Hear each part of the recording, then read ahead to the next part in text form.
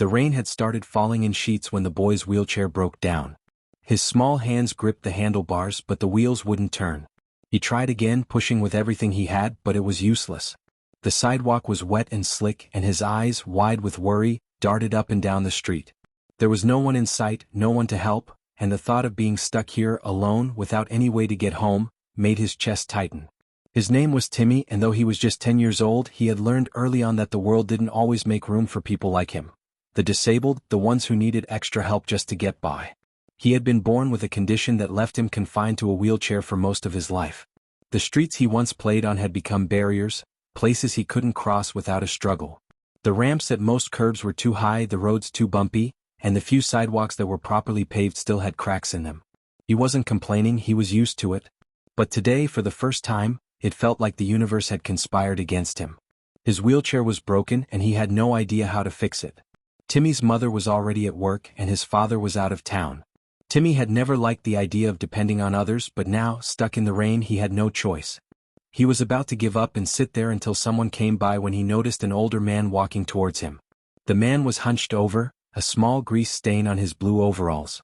Timmy couldn't make out much more as the rain had blurred everything around him, but something about the man's posture made him feel oddly hopeful. Maybe, just maybe, he could help. "Hey there, kid," the man said as he approached. His voice was deep, yet warm, with a hint of kindness that made Timmy feel a little less alone. "Looks like you've got a bit of trouble with your wheels." Timmy looked up, meeting the man's eyes for the first time. He was older, probably in his late 50s, with graying hair and a weathered face. He had an old-fashioned tool belt around his waist and a slight limp, but his smile was genuine. I think it's broken," Timmy said quietly, his voice tinged with uncertainty. "I can't get it to move. I'm stuck." The man knelt down in front of Timmy, inspecting the wheels with a critical eye. "I can see that," he muttered, rubbing his chin. "Looks like the motor's shot. But don't you worry, kid. I think I can fix this for you. Got a shop just down the street. I'll take a look at it, no charge." Timmy's eyes widened. "You can fix it?" The man nodded, his hands deftly working to inspect the mechanisms of the chair. "I've been fixing things for a long time," he said with a grin. "Call it a habit." Timmy's heart skipped a beat. He had heard of people like this, the kind that helped others out of the goodness of their hearts, but he had never met one in person. Most people didn't seem to care about him or his wheelchair. But here was this man, offering his help without hesitation. It made Timmy feel both humbled and grateful. "I don't have any money," Timmy said, suddenly feeling embarrassed. "I can't pay you."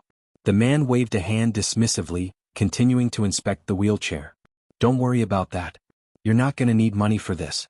Just give me a moment."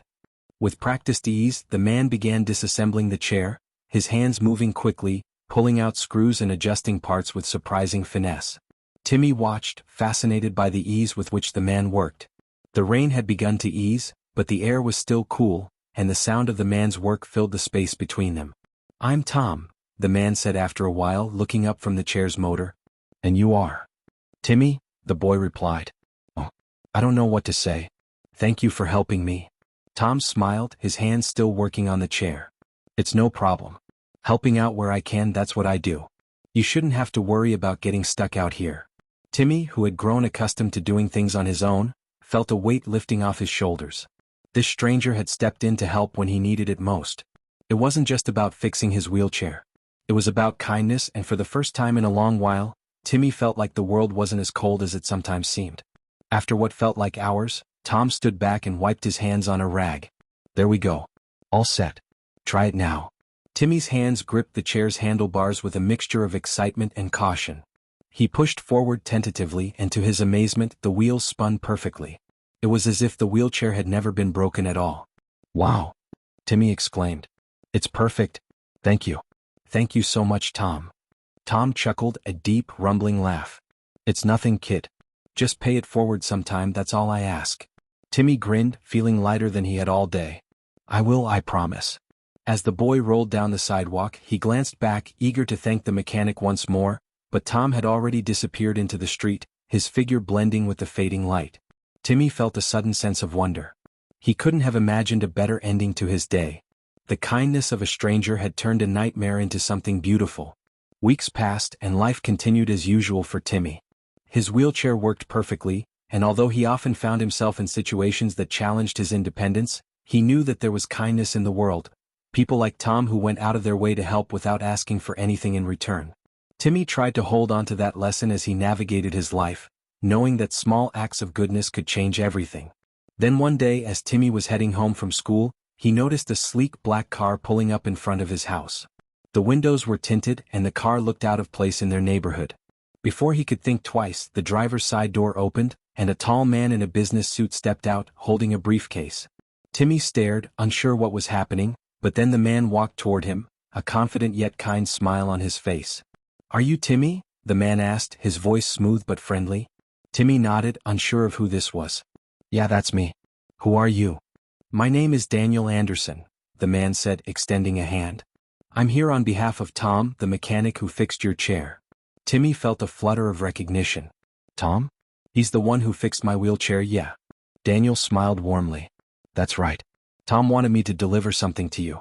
It's his way of showing his gratitude for your kindness. He was really impressed with you." Timmy's eyebrows furrowed in confusion. "What do you mean?" The man opened his briefcase and pulled out a small, shiny envelope. "Tom wanted to give you a gift for all you've done for him. Something to make your life a little easier." He handed the envelope to Timmy. Inside, Timmy found a single card, embossed with gold letters, "To Timmy from Tom." And when he opened it, his eyes widened in disbelief. The card read, "As a thank you for your kindness and for paying it forward, I'm sending you this gift. You're a remarkable kid and I want to make sure you have every opportunity. A private jet will be waiting for you and your family. Consider this a small way to help you see the world." Timmy blinked, his mind racing. A private jet? For him? He couldn't understand it, but the excitement and shock surged through him all the same. What Tom had given him wasn't just a fix for his wheelchair, it was a gift that would change his life. And in that moment, Timmy realized that small acts of kindness truly had the power to shape the world, even in ways you couldn't imagine. Timmy was still trying to make sense of what had happened, his head spinning as he clutched the envelope in his hands. A private jet? He stared at the gold-embossed lettering on the card, reading the words over and over again, as if hoping they would make more sense with every glance.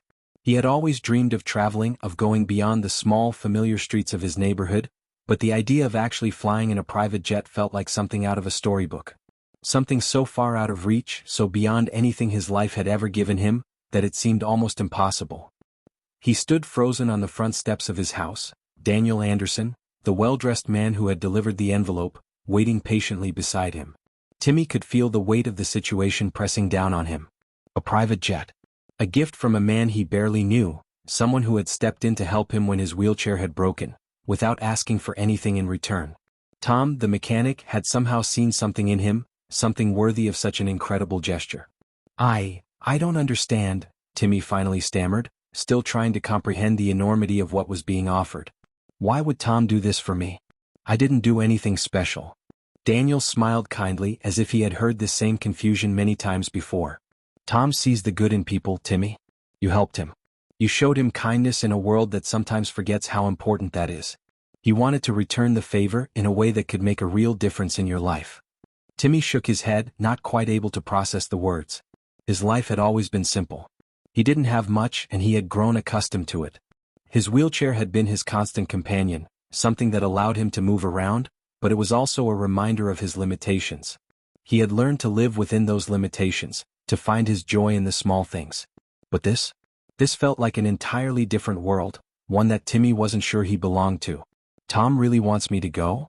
Timmy asked, his voice almost a whisper. "He doesn't even know me." "He does know you," Daniel said softly. "He knows that kindness matters. And that's why he wanted to help. Sometimes, people don't need to know everything about you to make a difference. All Tom needed to see was that you were a kid who deserved to have opportunities, just like anyone else." Timmy felt his throat tighten as he thought about his mother.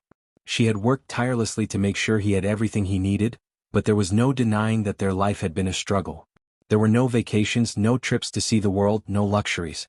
Timmy's world had always been small, confined to the streets of his neighborhood and the small circle of people he knew. But now this gift, this incredible opportunity, was staring him in the face. And it made him feel both grateful and guilty at the same time. "I don't know what to say," Timmy whispered. "I've never been on a plane before. I've never left this town. I don't think I can. I don't think I should go." Daniel's smile softened and he took a step closer, his voice gentle. Timmy, this isn't about what you think you deserve or don't deserve. This is about an opportunity for you to see the world, to experience things you never thought possible. You've worked hard and you've shown kindness. That's enough. You don't have to feel guilty about taking this gift. You deserve it. Timmy's mind raced as he looked down at the card again. The words felt like a dream. He had always wanted to travel, to see new places and experience the world beyond the confines of his neighborhood. But the idea of stepping onto a private jet? It was beyond anything he had ever imagined. He could picture it in his mind now, the plush seats, the sleek, shiny interior, the feeling of luxury that had always seemed so far out of reach. But more than that, what struck him the most was Tom's belief in him. This stranger, this mechanic who had fixed his wheelchair without a second thought, had seen something in him that he had never seen in himself. He had seen potential. He had seen a young boy who deserved more, who deserved to have the kind of opportunities that others took for granted. And that belief was more valuable to Timmy than anything else. I don't know if I'm ready for this, Timmy said, his voice still uncertain. You don't have to be ready, Daniel replied, his voice steady. Sometimes the best opportunities come when we least expect them. And sometimes they change our lives in ways we can't even imagine. Timmy felt a wave of emotion wash over him, a mix of gratitude and disbelief. He had never imagined that his life could change like this. But now, standing on the threshold of something so big, he couldn't ignore the feeling that this was a turning point, a moment that would shape the rest of his life. He took a deep breath, his heart racing with excitement and nervousness. Okay, he said, finally finding his voice. I'll do it. I'll go. Daniel smiled widely, his eyes brightening. I'm glad to hear that, Timmy. I'll make sure everything is arranged. A jet will be waiting for you and your family tomorrow. It's all set. Timmy stood there, staring at the envelope in his hands, still trying to process what had just happened. His entire world had just expanded in a way that he couldn't have predicted. A private jet. The world beyond his small town, beyond the boundaries he had always known. And it was all happening because of a kind mechanic who had seen something in him, someone who believed that even a small act of kindness could change everything. As Timmy walked back into the house, the weight of the decision settled on him, but so did a sense of wonder. The world was suddenly full of possibilities, full of new adventures. And for the first time, Timmy allowed himself to believe that maybe, just maybe, he was worthy of it all. The world was out there, waiting for him, and he was ready to experience it. Tomorrow, a private jet would be waiting for him. And his life, his journey, was about to begin. The following day was filled with a sense of anticipation that Timmy couldn't shake. The world outside seemed brighter somehow, as if everything had taken on a new color. He couldn't help but replay the conversation with Daniel over and over in his head. A private jet? His mind kept drifting back to that moment, imagining what it might be like. He had never been anywhere but the small town he had lived in for his whole life. The thought of leaving it behind, even for a brief time, seemed both exhilarating and terrifying. His mother had been thrilled when he told her. At first, she had been confused, unsure of how this could be possible, but after hearing the details, the reality of it settled in. She couldn't believe it either, but she had always been a woman who taught Timmy that anything was possible if you kept your heart open. She had always wanted to give him more, but circumstances hadn't always allowed it. This opportunity, this chance to break free from the small world they knew, felt like a dream come true. Mom, are you sure you're okay with this? Timmy asked, the unease still hanging in the air as they sat at the kitchen table that night. His fingers traced the edge of the envelope, still unsure whether it was all real. I'm sure, his mother replied, her voice steady, though her eyes betrayed a hint of disbelief. She reached across the table and squeezed his hand. I know it sounds unbelievable, Timmy, but sometimes, life surprises us when we least expect it. We've worked hard and this could be our chance to see more of the world. Don't worry about me. I want you to have this experience. Timmy nodded, the words comforting him, but they still didn't fully ease the storm of thoughts in his head. A part of him wondered if he deserved it, if the world was just playing a cruel trick on him. But another part of him, the one that had learned to embrace kindness and opportunity when it came, felt the thrill of what was about to happen. This wasn't just about a trip, it was about a moment of change, a moment that would mark the beginning of something new in his life. The next morning, as promised, a sleek, black car pulled into their driveway, and a well-dressed man stepped out, carrying a clipboard in one hand. He smiled warmly as he approached the front door, where Timmy and his mother were waiting.